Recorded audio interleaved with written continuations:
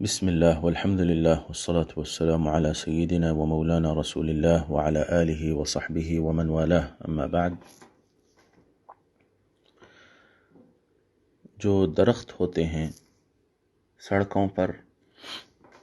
یا باغیچوں میں، کیا ان پر جو پھل لگتا ہے یا ان کے جو پتے وغیرہ ہوتے ہیں، کیا اس سے استفادہ کیا جا سکتا ہے یا استفادہ نہیں کیا جا سکتا؟ تو جاننا چاہیے کہ ملکیت دو قسم کی ہوتی ہے، ایک ملک عام ہوتا ہے اور ایک ملک خاص ہوتا ہے۔ جو عام ملکیت ہوتی ہے اس سے استفادہ بھی عام ہوتا ہے، وہ کسی کی ملکیت نہیں ہے، ایسے ہی درخت ہے، جنگل میں ہے یا سڑکوں پر ہے، اس پر پھل لگتے ہیں، اس کے پتے ہوتے ہیں، وہ نہ حکومت کی ملکیت ہوتی ہے۔ اگر حکومت کی ملکیت ہے تو پھر حکومت کا اس پر اختیار چلے گا کہ وہ اس سے کیا کرنا چاہتے ہیں، لیکن اگر عام درخت ہے جو کسی کی ملکیت نہیں ہے تو پھر اس سے جو ہے استفادہ کیا جا سکتا ہے، کیونکہ ملک عام ہے۔ لیکن اگر ملک خاص ہے، کسی کی ملکیت ہے، کوئی علامت ایسی نظر آ رہی ہے جس سے آپ کو معلوم ہو کہ یہ کسی کی ملکیت ہے، یا تو آپ کو معلوم رہے گا کہ یہ شخص کون ہے اور یہ کس کی ملکیت ہے، یا پھر ایسا ہوگا کہ اس کے اطراف دیوار رہے گی، تو اس سے معلوم ہو جائے گا کہ یہ کسی مخصوص انسان کی ملکیت ہے۔ تو یہ دیوار کے اندر جو درخت ہوتے ہیں یا کسی کے خاص ملکیت جو ہوتی ہے، ملک خاص، ان سے استفادہ حاصل کرنے کی دو صورتیں ہیں۔ یا تو آپ ضرورت مند رہیں گے یا ضرورت مند نہیں رہیں گے۔ اگر آپ ضرورت مند نہیں رہیں گے تو پھر ایسی صورت میں آپ اس سے بغیر اجازت کے استفادہ حاصل نہیں کر سکتے، اور اگر آپ ضرورت مند رہیں گے، جیسا کہ آپ مسافر ہیں، راستے میں آپ جا رہے ہیں اور دور دور تک کوئی ہوٹل نہیں ہے یا آپ کے پاس پیسے نہیں ہیں اور اس میں پھل لگے ہوئے ہیں، تو یہ آپ جو ہے ضرورت مند ہیں، ایسی صورت میں آپ اس سے کچھ شرائط کے ساتھ استفادہ کر سکتے ہیں کہ آپ اس باغیچے میں مثلا داخل ہو جائیں اور پھر اس کے بعد آپ جو ہیں آواز دیں۔ حدیث شریف میں آتا ہے کہ 3 مرتبہ آواز دیں، جیسا کہ امام احمد اور ابن ماجہ نے روایت کیا ہے کہ تم میں سے اگر کوئی کسی باغیچے میں داخل ہو اور اس میں سے کھانا چاہے تو آواز دے، اے باغیچے والے، اے باغیچے والے، 3 مرتبہ۔ اگر وہ سن لے اور آ جائے تو ٹھیک ہے، اور اگر نہ آئے تو پھر ایسی صورت میں اس باغیچے میں سے تو استفادہ کر سکتا ہے اور کھا سکتا ہے۔ اور اسی طرح سرکار فرماتے ہیں کہ اگر کوئی اونٹوں کے پاس سے تو گزرے اور اس میں سے پینے کا ارادہ ہو، یعنی اس کے دودھ سے جو ہے پینا چاہتا ہو، تو چاہیے کہ اونٹوں والے کو آواز دے، یا راعی الابل، یا راعی الابل،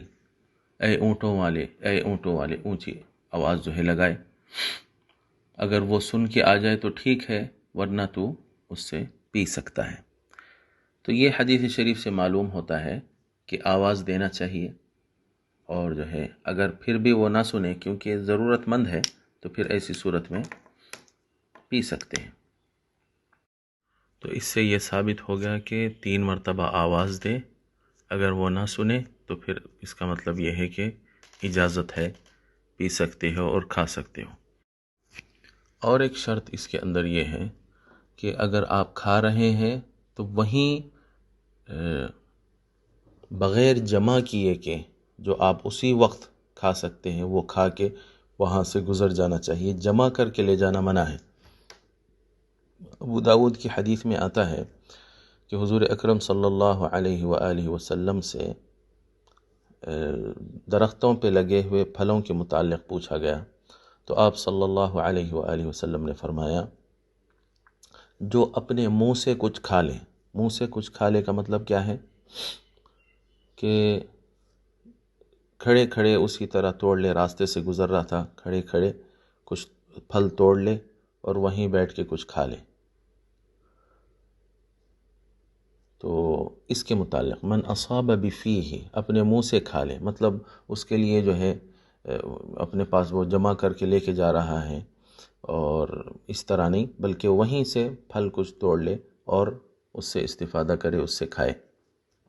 من ذی حاجت، ضرورت مند آدمی، ایسا ضرورت مند آدمی جو وہیں لے کر کھا لے، غیر متخذ خبنتن، اپنے پاس جمع کیے بغیر، فلا شیء علیہ، تو ایسے شخص پر کسی قسم کا کوئی گناہ نہیں ہے، اس سے کوئی مطالبہ نہیں ہے، اس پر کوئی جرمانہ نہیں ہے. فلا شیء علیہ، تو وہیں آپ جو ہے راستے سے گزرتے ہوئے اسی وقت آپ کی جو ضرورت ہے اتنا آپ لے کر استعمال کر سکتے ہیں، ساتھ جمع کر کے نہیں لے جا سکتے. اب یہ تو ہوئی ملک عام اور ملک خاص کی بات. اب اس کے علاوہ اگر کوئی ایسے درخت ہیں جن کے اطراف دیوار بھی ہے لیکن آپ کو معلوم نہیں ہے کہ یہ کس کی ملکیت ہے، اور عرصے دراز سے برسوں سے لوگ دیکھ رہے ہیں کہ نہ اس کے پاس کوئی آتا ہے، نہ کوئی اس کی دیکھ بھال کرتا ہے، نہ اس کا مالک کون ہے معلوم ہوتا ہے، اور اس پر جو ہے پھل بھی لگ رہے ہیں اور ضائع بھی ہو رہے ہیں، نہ کوئی اس سے رابطہ ہو سک رہا ہے نہ کچھ ہو سک رہا. تو اس کے متعلق کیا کہا جائے گا؟ اب یہ ملک خاص ہے، اس دیوار کی وجہ سے محسوس تو ہو رہا ہے، لیکن فقہاء کرام کہتے ہیں کہ یہ ملک عام ہی شمار ہوگا، کیونکہ ایک مدت سے اس کا کوئی دیکھ بھال کرنے والا نہیں ہے، اور اس کے جو ہے پھل ضائع ہو رہے ہیں، تو ایسے پھل کو ضائع ہونے نہیں دینا چاہیے. اس سے استفادہ کر سکتے ہیں، اس کے پتوں سے استفادہ کر سکتے ہیں، اس میں جو شہد کا چتھا جو لگتا ہے اس سے بھی جو ہے شہد لیا جا سکتا ہے اور استفادہ حاصل کیا جا سکتا ہے. تو گویا کہ وہ ملک عام ہی شمار ہوگا جب تک کہ اس کے مالک کی خبر نہ مل جائے اور اس کی جو ہے اطلاع نہ مل جائے.